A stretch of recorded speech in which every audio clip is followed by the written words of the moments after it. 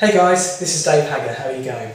I'm going to talk today about a few things that you need to have in your kitchen in order to record the amount of calories that you're eating. A lot of people just don't know really how much they are eating, and there is the big problem when you're trying to lose weight. If you're not sure how much you're eating, it doesn't matter how much exercise you're doing, if you're overeating, it's not going to be a good thing.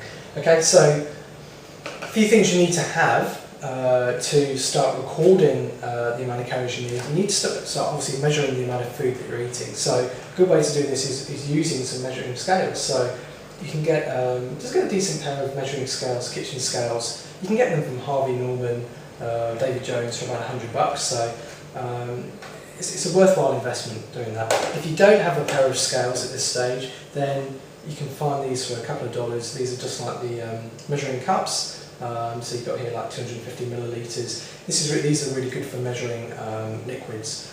If you get a decent pair of scales like these Salter electronic ones, they actually measure liquids as well, so they do in millilitres as well, which is really great for measuring milk and juices and stuff like that.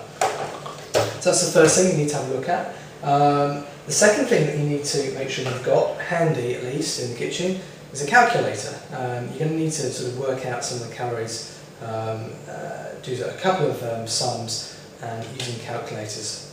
Easiest way to do it. If you're like me and you're not very good at mental arithmetic.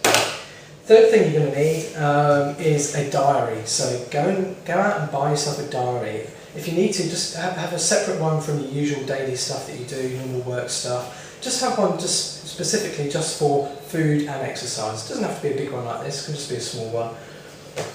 It's going to be really useful. You've got to keep track of how you're going with the food. And what you'll learn very quickly is that you don't have to do this measuring every single day. What we can do, probably the best thing to start off with, is measure all your food and work out the calories just during the first week, just for your first week. And then what I did, this is what I did and I still do, is I make up a little spreadsheet, so a list of foods that I've already worked out how many calories in each. So, for example, here we've got Wheat Bix. So, typical breakfast meals. I have 4 Wheat Bix.